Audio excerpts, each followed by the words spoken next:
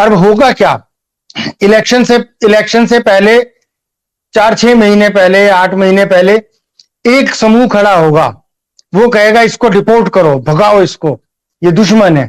दूसरा कहेगा नहीं, ये दुश्मन नहीं है, ये हमारी अब हिंदू भाभी है, अब हम इसको शरणागत देंगे, हम इसको शरण देंगे और हम इसको अतिथि देवो भव देंगे।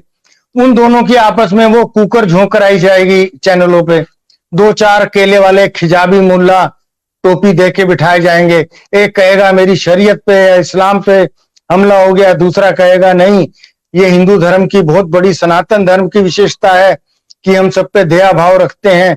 और लास्ट मोमेंट पे इलेक्शन से 2 दिन पहले सरकार घोषणा कर देगी कि हम इसको मानवीय आधार पर भारत में रहने की अनुमति देते हैं। चलो देख 1-2% वोट इसी के बहाने बढ़ जाएंगे। तो जहां ये सोच आ जाएगी सर, फिर वहां हमारे जैसों का क्या काम है। और ये तो मैं कंफर्म कह सकता हूं कि वो मुस्लिम तो है ही नहीं, ऐसा कोई मुसलमान नहीं होता जिसे कलमा भी ना आता हो। जी। लेकिन सबसे दुखद बात इसमें यह है कि जो हमारा मीडिया है, उनसे बेहतर तो कलाकार या उनसे बेहतर एंकर तो ये लेडी है जिसको सीमा हैदर का नाम दिया जा रहा है। आप देखें कि अगर सामने से कैमरा दाएं बाएं हो जाए तो अच्छे भले एंकर भी हकलाने लगते हैं, लेकिन वो लड़की नहीं हकला रही, वो सामने से बिल्कुल जवाब दे रही है। या तो इसको वहां से प्लांट करके भेजा गया कि तू अपने बच्चों को वहां इंडिया में जाके प्लांट कर और ऑब्जेक्ट की तरह इनको डेवलप करने के बाद ये देश के लिए काम करें। ऐसा हमारे यहां से भी एक गया था जो मेजर की रैंक तक वहां पहुंच गया था लड़का। तो ये भी पॉसिबिलिटीज हैं। या ऐसा भी हो सकता है कि ये नेपाल से या किसी और देश से वहां गई हो और वहां इसने अपनी आइडेंटिटी दिखा दी हो, एक बार प्रूव कर दिया हो और फिर उसके बाद वहां से भागकर आ गई हो। डबल एजेंट भी हो सकती है, एजेंट भी हो सकती है, क्योंकि हमारा तो दिमाग उसी दिशा में जाता है। सर वो तो लास्ट मूवमेंट में जब वो पकड़ी गई, अगर वो वकील पुलिस को इन्फॉर्म नहीं तो शायद ये इंडिया का हिस्सा बन जाती। तब तो ये नहीं रहती ना पाकिस्तानी या नेपाली, तब किसी को भी मालूम नहीं पड़ सकता। हो सकता है लोकल पुलिस ने इसको ग्रिल किया हो या इसके हस्बैंड को ग्रिल किया हो, तो वहां से बात निकलती है और जब बात निकल गई तो वो बढ़ती चली गई और यहां तक आ गई कि आज सबके सामने खुल गया वो मामला। सर ये बात हम ही तो कह रहे हैं कि वो पाकिस्तानी नागरिक है, या वो कह रही है। पाकिस्तानी सरकार या पाकिस्तान एम्बेसी ने तो आज तक नहीं कहा। वो वहां का मीडिया तो इसको उठा ही नहीं रहा है, वहां बात ही नहीं करना चाह रहा है। तो इसका मतलब या तो सरकार खुद इग्नोर कर रही है, नहीं तो इतना बड़ा कांड हो गया तो कम से कम अपने नागरिक के लिए, अपने बच्चों के लिए तो वहां की सरकार को आवाज उठानी चाहिए थी ना। लेकिन वहां की सरकार भी चुपचाप बैठी है। तो ये तो कहीं ना कहीं, चाहे इसको किसी ने भी ट्रेंड किया हो, वेल ट्रेंड तो है, उसमें कोई दो राय नहीं है। और जहां तक बात है हमारे जिन डिपार्टमेंट्स को ये देखना चाहिए, तो ऐसा नहीं है कि वो नहीं देख रहे होंगे, वो जरूर देख रहे होंगे। और ऐसी संभावना है कि इसको इसीलिए जानबूझ के खुला छोड़ दिया होगा कि जो इसके साथ जुड़े हुए तार हैं वहां तक पहुंचा जा सके। या ऐसा भी हो सकता है कि इसको इसीलिए आने दिया गया हो कि इसकी जड़ों तक पहुंचा जा सके और इसका लिंक कहां से है, क्यों है, कैसे है, वहां तक आदमी पहुंचे। नहीं सर, ऐसा भी तो हो सकता है कि इसको जानबूझ के आने दिया गया हो या फैसिलिटेट किया गया हो कि तू आजा। आप उस पॉइंट ऑफ व्यू से भी तो देखें ना। हम भावनाओं में बह के, अपने देश की भावनाओं में बह के हम पत्रकारिता से थोड़ा सा हट जाते हैं। हम किसी का भी पक्ष लेने लगे, अगर चाहे हम ए पार्टी को बिलोंग करते हो, बी को बिलोंग करते हो, तो हमें लगता है कि नहीं साहब विश्व गुरु यही है, या हमें लगता है कि नहीं आने वाला भविष्य यही है। तो ऐसी भी तो संभावनाएं हैं। वरना तो अभी तक सरकार को कम से कम जो चेकपोस्ट पे बैठा था, एसएसबी वाला था, क्योंकि नेपाल भारत की सुरक्षा एसएसबी देखती है, तो उसको पकड़ना चाहिए था। नेपाल के जो प्रहरी हैं उनको देखना चाहिए था।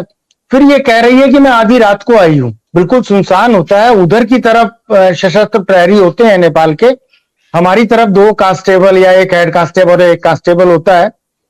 लेकिन उसके बावजूद भी बिना आईडी के वो किसी को नहीं आने जाने देते। बेशक पासपोर्ट ना देखते हो, लेकिन इंडियन आईडी तो उनके पास होनी चाहिए।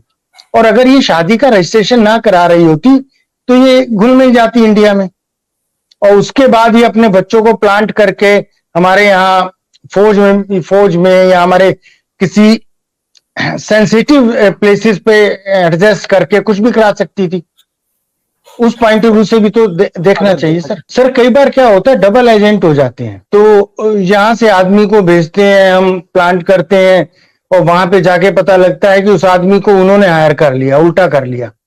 ऐसी भी संभावना हो सकती है, हो जाता है। और हमारे यहाँ एक बहुत बड़े अधिकारी थे, रविंदर सिंह, अमेरिका भाग गए थे। वो अमेरिका के लिए एक भारत के लिए अमेरिका का चैप्टर देख रहे थे, अमेरिका का डेस्क देख रहे थे, लेकिन बाद में पता लगा कि अमेरिका वालों ने उन्हें हायर कर लिया और वो रातों रात पूरी फैमिली के साथ डिफेंस कॉलोनी से अपना घर छोड़ के चुपचाप निकल गए। और यहाँ की एजेंसियों को तब मालूम पड़ा जब वो उतर चुके थे न्यूयॉर्क में। तो ऐसा भी हो सकता है सर। और ऐसा भी हो सकता है कि ये चीन ने नेपाल में प्लांट किया हो, नेपाल में डेवलप किया हो, नेपाल में डेवलप करके इसको वहां भेजा हो, वहां भेजने के बाद यहां भेजा हो। लेकिन ये सब काम तो उनके हैं जो प्रोफेशनल इस चीज को देखते हैं या जो इसी डिपार्टमेंट को देखते हैं। लेकिन जिस तरीके से उसको लोकल पुलिस सिर्फ आके देखती है या जिस तरीके से उसका मीडिया हाइक बनाया हुआ है, ये किसी पॉइंट ऑफ व्यू से भी देश के हित में नहीं है।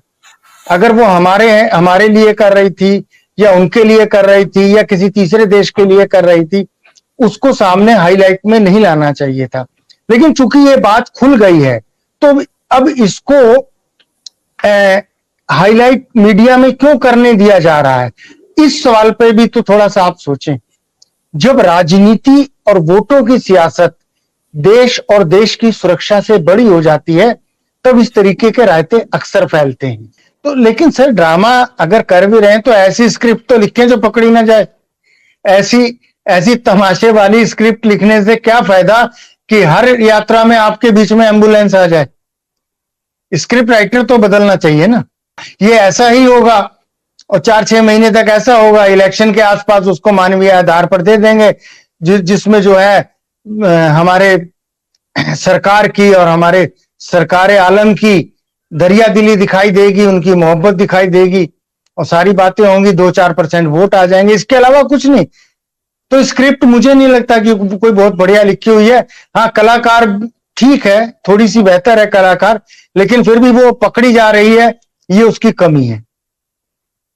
उसे कुछ तो कम से कम थोड़ा और ट्रेंड करके भेजना चाहिए था। बिस्मिल्लाह, सुभान अल्लाह, माशाल्लाह, अल्हम्दुलिल्लाह, 2-4 ऐसे वर्ड उसको आने चाहिए थे।